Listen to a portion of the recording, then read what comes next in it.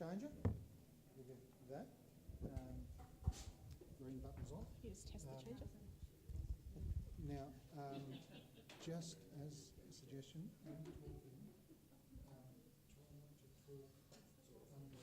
with this too close, because you'll get feedback. Yeah, no problems. Yeah, about here is fine. Okay. But sometimes you might get a little bit of feedback. That's all. thank you. So if you're a bit out here, you'll be fine. No, here's blue dots. Yeah. Yeah, I'll be introducing you. Introduce yourself.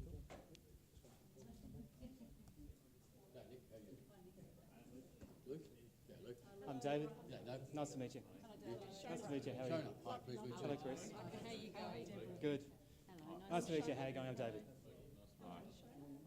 I'm David. Nice to meet you. Hello. I'm David. Nice to meet you.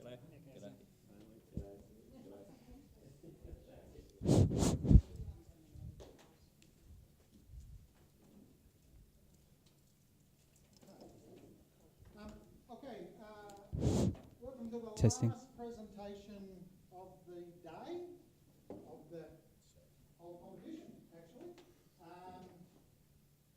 I would like to welcome Team Exatio, QUT team.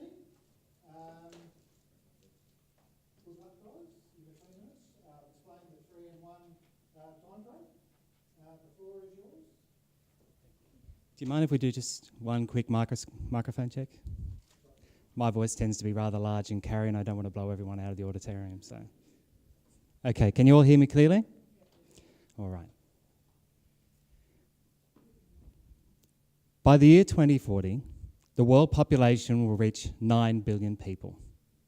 And by this time, 300 million hectares of arable land will be lost, from which the remainder we must produce 80% of the world's additional food supply to Dublin. Additionally, and during this time, there will be greater demands by animal feed on the remaining arable land. Now is an ideal opportunity and time for an alternate animal feed that is both environmentally, economically, and socially sustainable.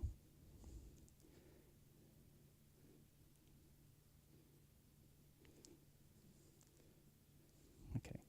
And the answer all this time has actually been in front of you. In the tiny jars in front of you is an aquatic plant called lemna.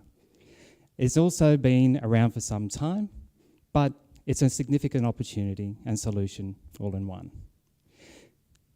Basically, we are seeking from you today your support to make lemna the next viable animal feed alternative.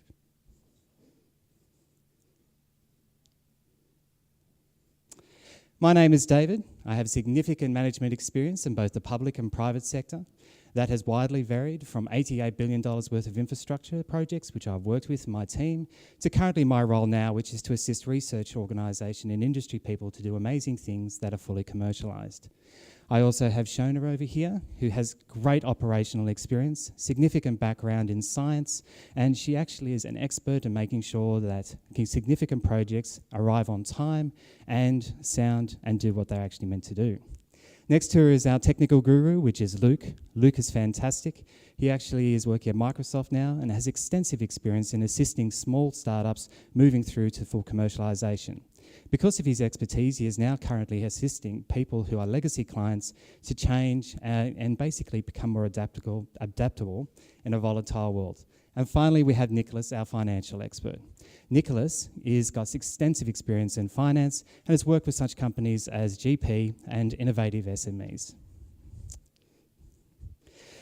Minister, we are here today and to the Meat and Livestock Association to seek assistance with regards to funding a pilot project. We understand that there is $2 million on offer from both the Department of Agriculture and Fisheries and $2 million from Meat and Livestock Australia, potentially. Since then, our discussions with you have uncovered that due to budgetary constraints, you are seeking to have that reduced by 20%. And further, you would like to have clarity about how you would like to see our pilot plant be successfully commercialised, rolled out, specifically with a focus on the UN Food and Agribusiness Organisation's guidelines.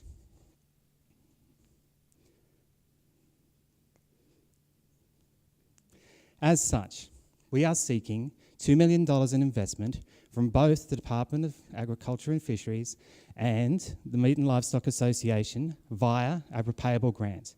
Specifically, we are seeking $1 million US from each of your organisations. This will contribute towards a running plant of 100 hectares of lemon production and a pilot plant that will show that we can take this successfully and commercialise it at market. What is best is we have a joint venture partner who's producing or providing us the land and the water for that. And we would be delighted now to take you through our proposed pilot project and how we can make it a success.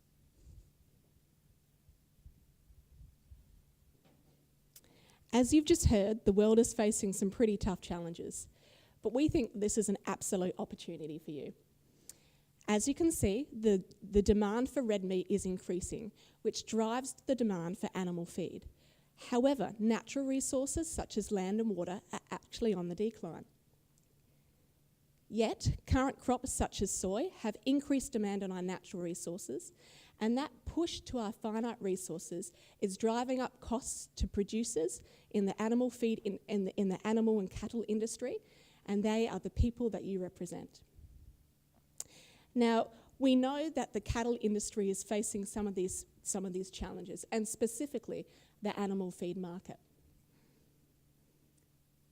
But in order to combat some of these challenges, we need a solution that can carry off on two specific requirements. We are looking for an alternate protein source which is suitable for intensive animal farming. And secondly, we require that to not have as much strain on natural resources such as land and water. And the answer, as David pointed out, is lemna.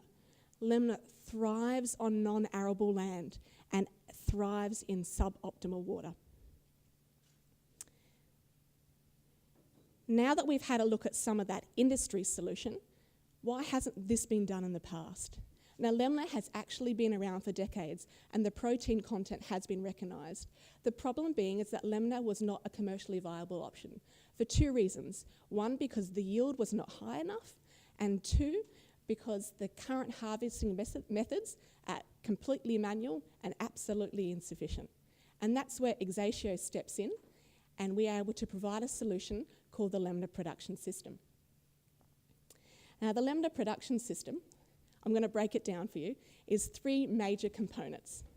I would like you to imagine a swimming pool with lane ropes. Now, fill that swimming pool with lemna. Lemna is a self-propagating aquatic plant that floats on the surface and in a matter of days can cover the entire surface of your pool. Now, how do you harvest it?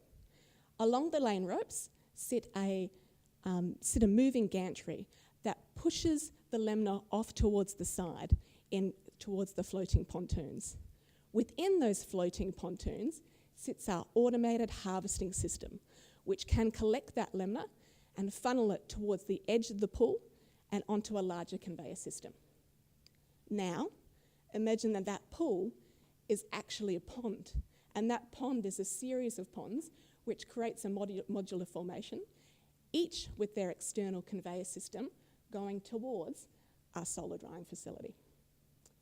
Now, the neat thing is that most of the components of our solution are actually off the shelf and readily available. However, to date, no one's been able to connect the dots and make this a commercially viable principle. And this is where the excitement builds a little bit further. This is Exatio's intellectual property thicket, or unique capabilities of our Exatio solution. Firstly, we have exclusive access to a unique breed, or unique strain of lemna, which is currently under application for plant breeding rights. This plant, this unique strain, actually has a frond size 20% bigger than the average lemna, which is obviously going to drive up yields. Secondly is our automated harvesting system that we've just described before. These are the floating pontoons. I might just grab something for you. This is actually a scale model of the floating pontoon, just to give it a little bit more context. As you can see, towards the base of the automated harvesting system is a series of places for sensors and pumps to be able to allow real-time optimization of the water environment. On the top is where the overhead gantry sits that spans to the next harvesting system, and that pushes the lemna along towards the side and into the middle section of the harvesting system that can funnel that lemna all the way to the edge of the pool. So we've got that.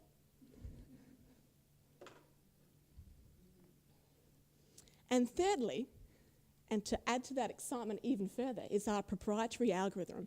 And that proprietary algorithm is our expertise. It's those trade secrets and that know-how about how to manage the water environment to allow ideal crop conditions. And this includes expertise in things such as water temperature, nutrient content, and pH levels. So Shona's has talked you through the solution itself. And so now for the pilot, I'll talk you through the implementation plan that we have. So we've split our solution into the 2 stages. So our solution itself, for our actual goals of the pilot, we want to make sure that we prove that our pilot can be successful in commercial operation. And one of the other goals is that we want to be able to optimize and refine our process throughout the 3-year pilot. So if we then do move to mass commercialization, we're able to. Then within the pilot, we look at the situation with our joint venture partners. So we have some alternatives. We could have gone on our own and done the entire implementation ourselves, taking on the risk of finding land, suitable water, building and operating a plant. We could have licensed out our solution as well to a third party to implement. But we felt that if we looked at the UN guidelines with the Food and Agriculture Organization and their principles for responsible agricultural investment, then it seemed right to us that we did a joint venture with a local feedlot, so we could share both the benefits and the risks of the solution.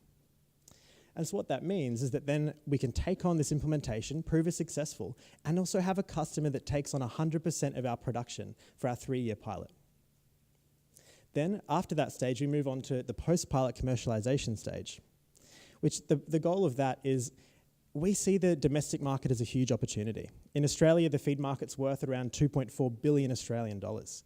And then when you look at the international global feed market, that represents a whopping 370 billion US dollars annually, which is incredibly huge.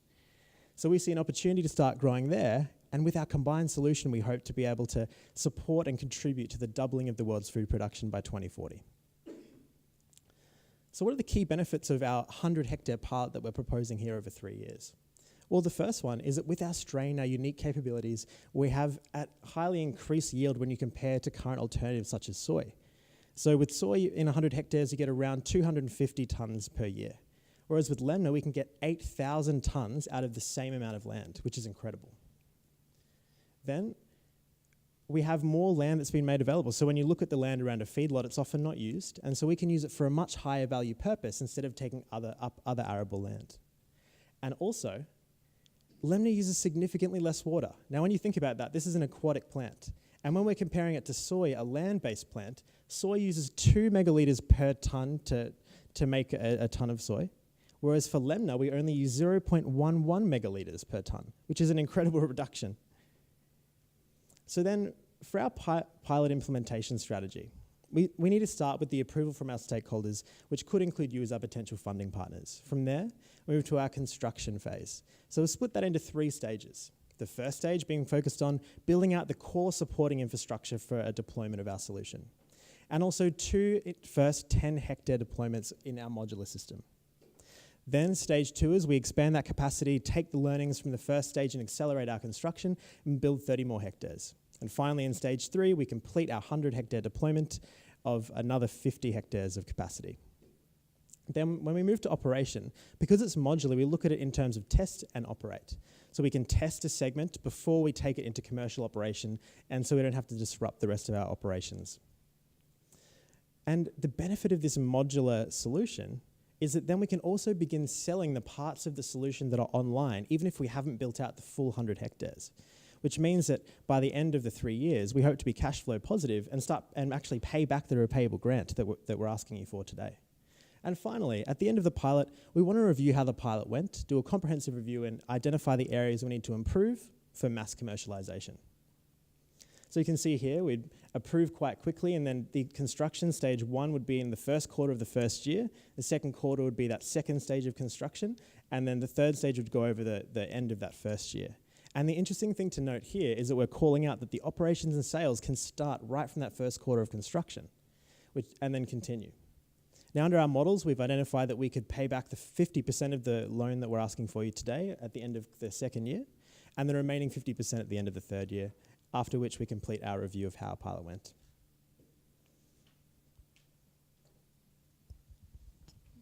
So due to the conservative nature in which we've approached this project, we've identified a number of risks. And in the written proposal that we've already supplied, you'll find a comprehensive risk identification and mitigation strategy.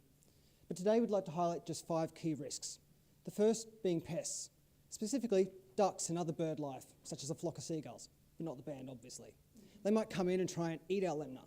But to prevent that, we're going to erect a series of light, low-cost netting across the ponds. The next risk is things like breaches, such as the lemna blowing or overflowing into the surrounding area.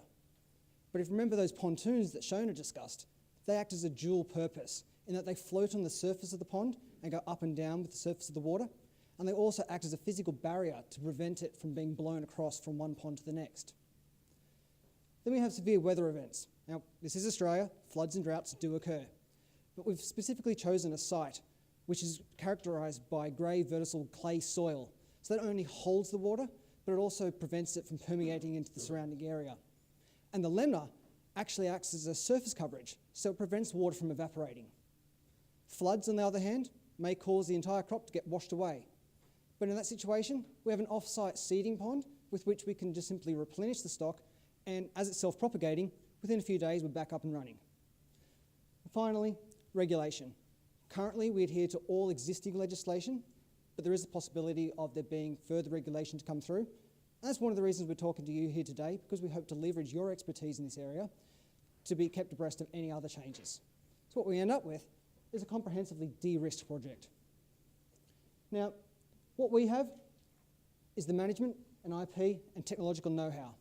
We bring significant years of experience in research, and our JV partner brings all the land and nutrient-rich water that we could possibly need, as well as an offtake guarantee to take 100% of the product that we produce in the first 3 years. Now, initially, we were going to ramp up our production much more rapidly, but one of the key constraints that you asked us to consider was a 20% reduction in funding. And what we realised is that by delaying some of our spending to later, we were able to actually find a 25% reduction in spending and do this with $2 million US in total. This will fund our first year's CapEx and OpEx, and later in the first year, we start to become cash flow positive and self-sustaining from there. So what we'll do is that at the end of the second year, we'll repay 50% of the grant with interest, and the remaining 50% at the end of the third year. And following that, will be $2.7 million in profit each and every year. Now, that money will be spent, the 2 million US is about sort of 3 million Australian, on the first year's CapEx and OpEx, which is supplemented by some of our initial revenue. And we've made a key assumption in terms of what are we actually going to price lemna at as a new commodity.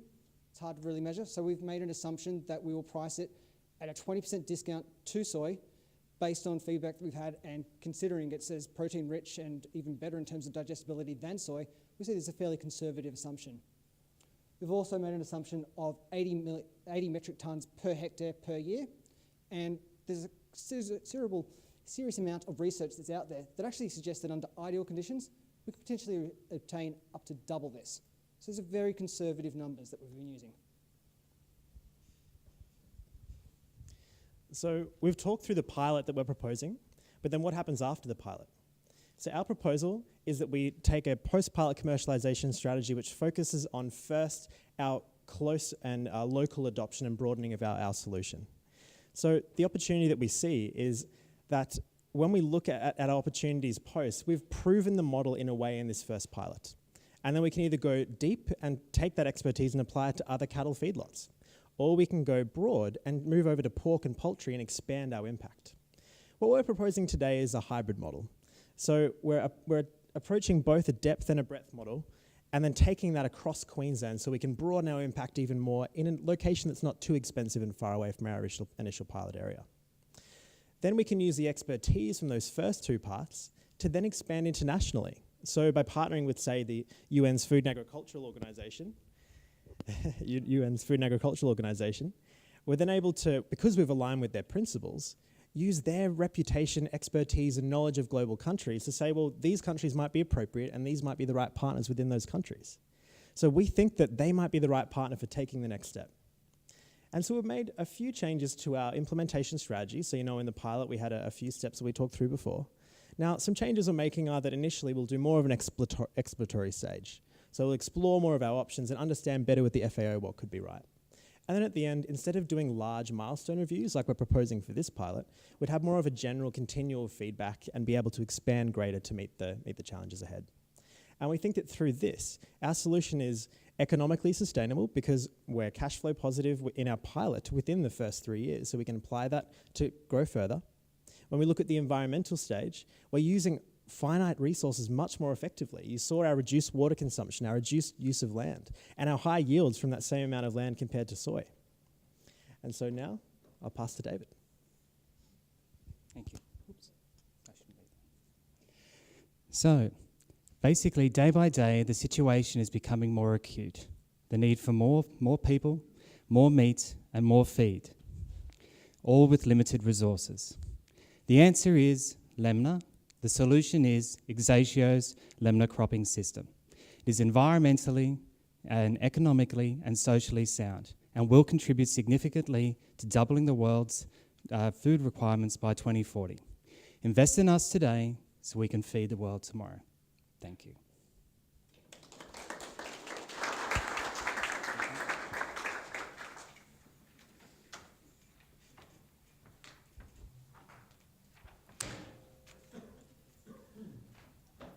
Oh, look at you. Good job, guys. Great presentation. First question, in your approvals area there, have you taken into account the inevitable, block your ears, delay for environmental approvals, environmental assessments and all of that sort of stuff that is likely to occur with the Queensland and then probably federal government legislation?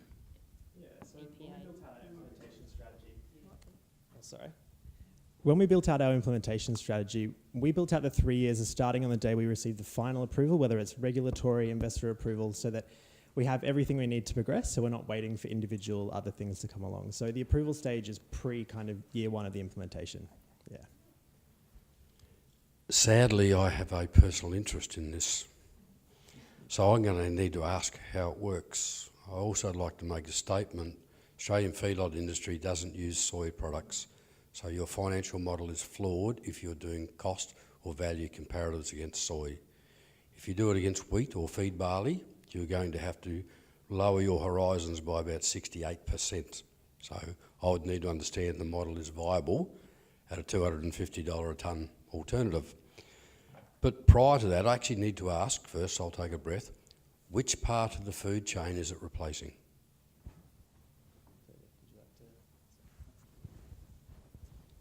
Sure. So the Lemna is actually a high protein alternative. So yes, it absolutely can replace soy where soy is being used.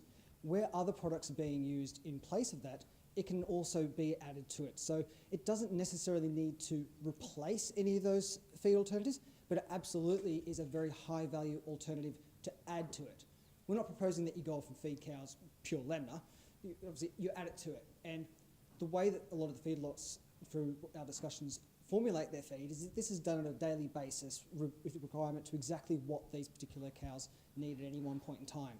So the exact quantity will vary from day to day, but through the JV arrangement that we've got, we've been assured that we'll have 100% offtake taken through this project.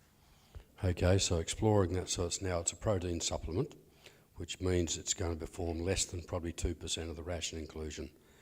The Australian feedlot industry actually buys only $420 million worth of feed, but you're using $2.4 billion as the size of your market in the feedlot industry. So potentially there's a mismatch, either in me or in you on this one.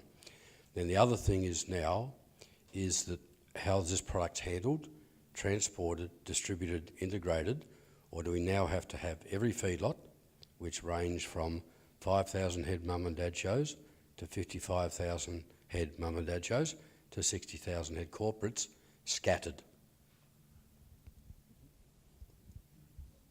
Thank you. Lots of questions there. So I'll start at one and then move along and clarify with you to make sure we're along the right track. What we didn't tell you is that transport and logistics chain. Obviously, with this current pilot arrangement, which is where the discussion lies today, the feedlot is next door. We've already discussed with our feedlot that they have forwards integrated into the supply chain somewhat and have a pelletising machine on site. So what happens is that they move along the conveyor belt, the lemna is pressed to start to take away some of the excess water. It spends some time in the solar drying facility, somewhere between the realm of 2 to 5 days, and then it uses off-the-shelf hay baling machinery to bale it up, and then that can simply be loaded on the back of a truck and taken to the feedlot. They can then add it to their current pelletising system with whatever mix they would like and they would require, and then feed it to the cows. In regards to it, that's one of the questions. That you're happy with that concept. Obviously, with other JV arrangements into the future, we'll have those discussions and try and link with local community logistics and supply chains. And that's what we think is one of the biggest strengths of our solution, is that it's localised, that we can start to have that other social sustainable benefits of jobs, etc., in the local community. In regards to the difference in prices, the prices that we got were from the IBIS documents, and also from our discussions with our JV partners and potential other JV partners. It seems to be that our numbers are a little bit higher than yours, so I'd love to discuss with you later. That's fine. Thank you very much, and I will pass over. So now each of these little sessions has to have a solar dryer and a pelletiser. We're actually adding considerable amount of cost to converting what is a fabulous plant into actually something usable. Within the CapEx costs, the solar drying facility is built in. Each module, which contains a series of ponds, has its own solar drying facility, but only one for each module. And that's another strength of the system, is that it's modular, that we can start to make sales off that one module and then replicate that module with another set of ponds and one drying facility. In terms of the pelletiser, if we get to a further along down the track, when our post-pilot phase and our JV partner doesn't have in-house pelletising systems, then we will build them into the CapEx model. But we think that that's appropriate at that stage, particularly because we're so cash positive in that area, that we can add that cost into those original plannings. I agree you can do that private. Sorry, but I thought the opening statement was this is going to be available for every feedlot to do. This solution is the initial discussion that myself and Luke went through was for the pilot phase, so specific to the JV agreement that we have in regional Queensland with one particular feedlot. The solution and the vision for Exatio is certainly bigger than that, but the JV agreement may differ depending on the partners that we deal with, what they have to offer and what we have to provide. Sorry, will each user require a solar powered dryer and a pelletiser? Yes. Thank you.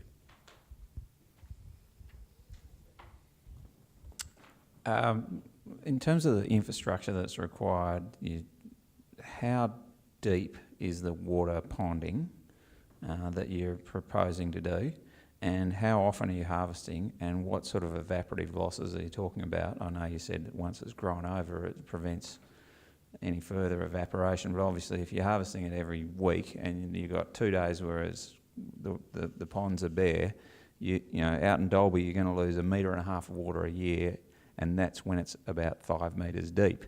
If you're only 1 metre deep, you're going to lose a lot more water in evaporation. What I might do is I'll start this conversation and then I'll hand it over to Nick because there's some financials attached to it. The pond is about 1 metre deep, so it is a shallow pond. But one of the specific parts of our proprietary algorithm or know-how is how often to harvest the lemna plant and how much to harvest the lemna plant to optimise yield. And that sits around the 30 to 40% mark.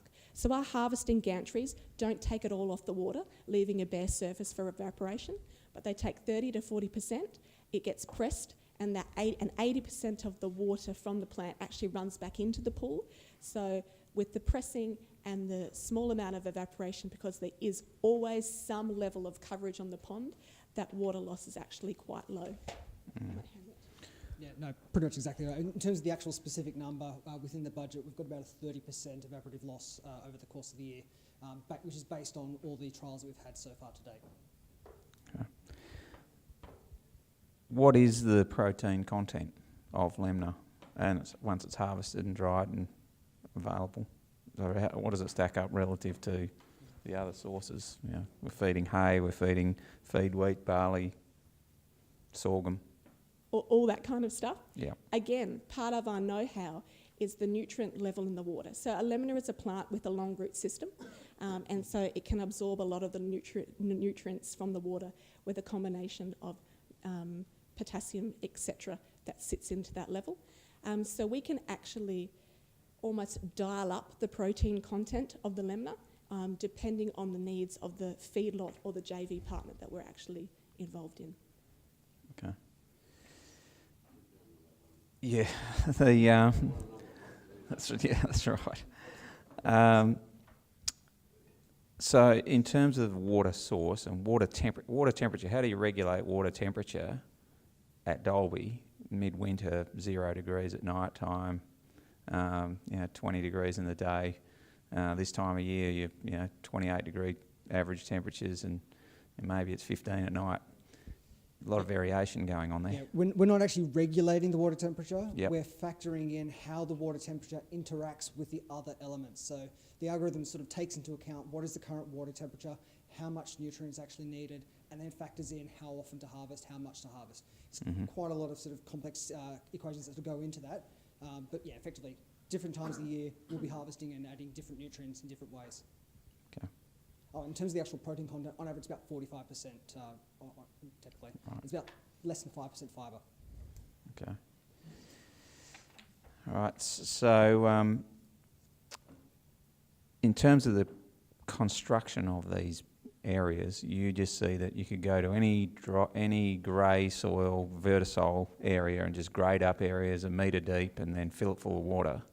Where is the water going to be coming from in a drought situation like we've had pretty much in Queensland for the last 3 years, and previously over long periods of time where there's just no water in those areas that you may be talking about? One of the great things about our joint venture partner is that they actually produce significant levels of water as part of their process of having a feedlot. There's a lot of wastewater from obviously cleaning the cows, the yards, and they actually produce significant sums of nutrient-rich water as a point of their actual operations. Mm-hmm. They then actually treat that significantly because there's a requirement to do that, so it's not just a bit of a sludge of cow patties, unmet feed, mud, and a whole heap of stuff that's going to be coming into our ponds. What they actually do is primarily and secondarily treat it to a stage where most of the pathogens have actually gone, and then they actually are spreading that on their fields next door because they currently have around 2,000 hectares of their own land next to it from which they actually grow lucerne and other types of hay which they then feed to their cattle. So a lot of that water is just sprayed onto their fields, but we have calculated that there is more than enough water from that to fill the ponds that we require. And further, because it's actually segmented in how we're actually filling the ponds, we're not doing it all in one go, but over time, we believe that we have more than enough water required. Okay. So I don't know anything about this, and therein lies part of the problem, because you told us nothing about what lemna is at the beginning. I don't know whether others have got knowledge of this, but it just didn't come out in the presentation. It's coming out now, which is good, under interrogation. So I had really basic questions like, is it toxic? So it turns out it's not, right? So it's coming.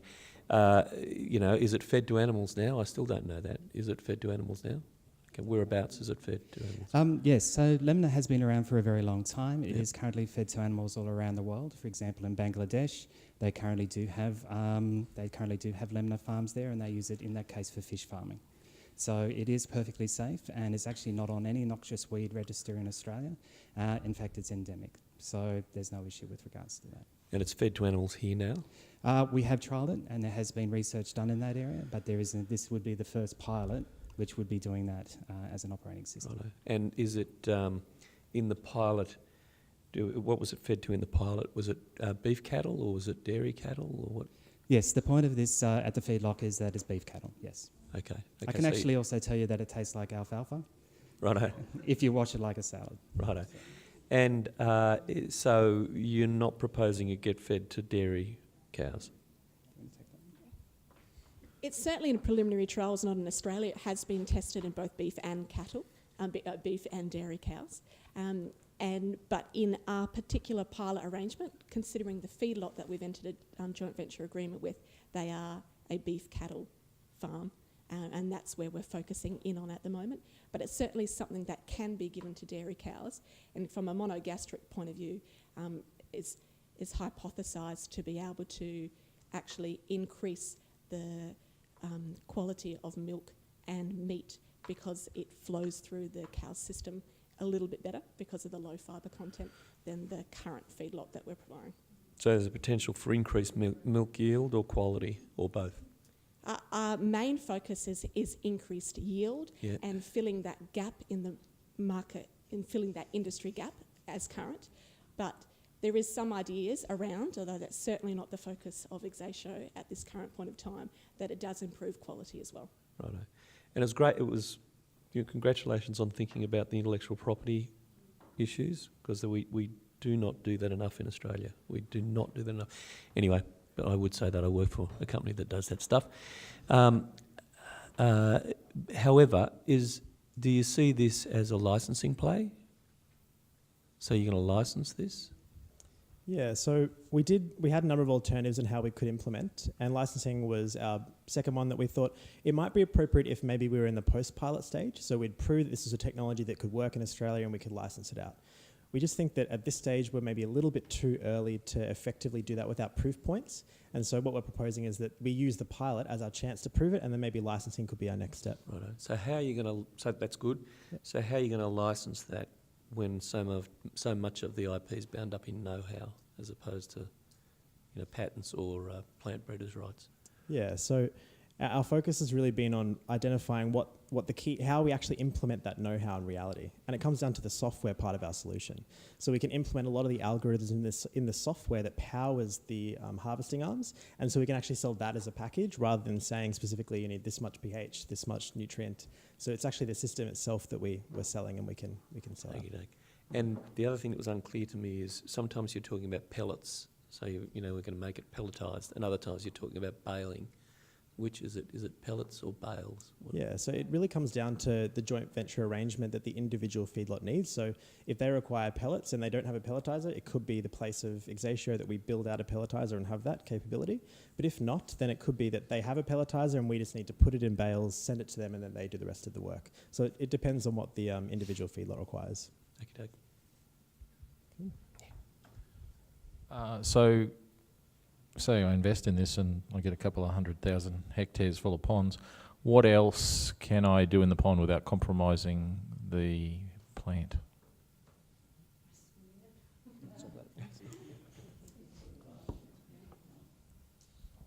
Initially, we'd rather just focus on the lemna. I mean, particularly in this first 3-year stage when we're trying to prove the pilot, we don't want to add any other unknown variables to the project. There's a lot of sort of tweaking that needs to go on over the course of the 3 years, which is the purpose of doing a pilot and not just going full-blown commercial. Really, it's just sort of refine. We've got quite a bit of R&D, for example, built into the actual costing of it to really just tweak exactly how to make this work. Once we get beyond that 3-year pilot, there's a number of options. You could have, aquaculture and that sort of stuff in there, but realistically, you want to be able to just keep it as lemna. It's a metre deep. It's otherwise water that you're not using, generally land that you're not using, so it's already using unutilised resources. They've kind of touched on this before, but have you explored other animals that will eat this feed at all? Yeah, there's actually been quite a lot of research done into the likes of chickens, pork, fish. I mean, there's actually communities around the world that eat it as human consumption, so it has had wide testing on pretty much every animal that you can think of. And there's slight variations in each way. For example, with fish, you can actually treat it with, you can use, for example, heavy metals and that sort of stuff in the water, which we're not going anywhere near. But the way that lemna takes on that, if you feed it to fish, then the fish will digest it and all those heavy metals are extracted from the bones rather than the actual flesh. So you could give that to fish and then strip it off the flesh and eat the fish. Clearly you couldn't do that with chickens or pork because it will get retained within the muscle. Environmentalists are going to love you. The equipment, you've got different equipment on every pond. So obviously that adds cost once you get to a certain point. Have you explored options for equipment jumping from pond to pond, things like that? Yeah, well, further down the line, there may be a possibility. All the actual equipment that we need for this pilot has been fully costed. We've got fixed price quotes on all the equipment that we need, from the actual extruded metal that goes through to create the pontoon, through to the conveyor system, the drying facility. That's all been costed as is. Whether there's further costings that can be benefited from additional scale is something we'd love to explore once we go to that further scale. But even as a modular system on its own, it already stacks up financially. I guess one of the key selling points of the system too is that it is fully automated. And we're actually trying to minimise the number of people that actually are on the farm from an operational perspective. So by moving pieces of equipment around daily, we actually incur costs by having more people on the ground having to do that stuff. So not that the project is entirely purely set and forget, but we do see a high level of automation and those types of systems in the actual plan. I guess the harvester, it appears quite complicated. I don't know, this is more a statement than a question, but sure, I mean, we all talk about the KISS principle, keep it simple, but does it need to be that complicated?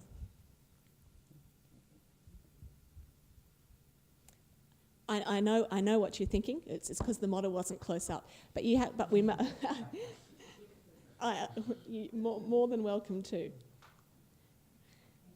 So there's a provisional patent on this automated harvesting system. As mentioned before, that the major components in that system are readily available. That inverted T-belt conveyor system is something that's been used in many industries before and it's been well tested, well researched. The harvesting gantry, again, is something that is used in other industries. The channels that I finish it. Thank you. Obviously, the system and the sensors are some of the things that are probably a little bit more tech-focused, but we have some excellent and strong exclusive technology partners that are starting to use this and test this in other environments at the moment. And so we feel really safe and really confident that this, although it looks different than what we might imagine or what we might have seen before, is not that novel and not that new. It's the system that together that works with a good focus. Thanks. I'll just ask one more question. How much sunshine does it need? How much sunlight does it need to grow? Well, it grows in all light conditions. So obviously being optimum. Well, so we're into numbers, aren't we? Optimum. Well, one of the key reasons. One of the key reasons why we've chosen this particular site is because of the amount of sunlight that we're going to get, and we factored that into the equation. I mean, there are a number of other alternatives that you could explore further down the line, such as if you had it in a small contained environment, you could put some UV lights and just grow it all day long. Yeah. You could do all that, but the site selection that we've chosen will more than generate these kind of numbers. Okay, of course. Sorry, I might also add one last thing too, is that there is an actual optimum band in which lemna will actually grow, and that is in temperate to subtropical. And that is because there is the maximum amount of sunlight that it actually requires to grow in the most optimal way. In tropical conditions, actually, a little bit too much water isn't too good for it. But basically, the research shows that the temperate band to subtropical band is the optimum place for this to actually be grown. We've got one last question. Well, it's only because I have such an interest in this process if it works. Yeah. $396 a tonne is what you're going to be paid if you're going to be 20% below the equivalence in soy meal, which is basically the same in protein. Can you do your same payback, and will it work at $396 a tonne? Given that I now have to put a solar plant in and a pelletising plant. We've actually got the solar plant. You've got the pelletizer if that's what you require. But yeah, absolutely, the numbers work at that level. In fact, it's fairly profitable. I mean, the whole beauty of this particular JV relationship is that it's a win-win for both parties. If we wanted to come out to your feedlot and you wanted to do things a little differently, you wanted the numbers to stack up differently, then we could entertain a different kind of ratio of exactly what kind of payoff that would create. But these numbers work for this particular relationship, which the purpose of today is to really understand this 3-year pilot. Beyond that, individual contracts can absolutely be negotiated depending on the requirements of the individual customer. But seriously, your competitor product means you can't sell it for more than $3.96 a tonne. Forget about the pilot. Can it be produced and make a margin at that in the future? Yes. Pilot. Absolutely. Right. Thank you. Finished? Yep. Okay. All right, guys. Thank you very much. Great presentation. I know it's hard to be the last, to be the final group, but you did a great job. So thank you very much, and enjoy the evening tonight. Thank you.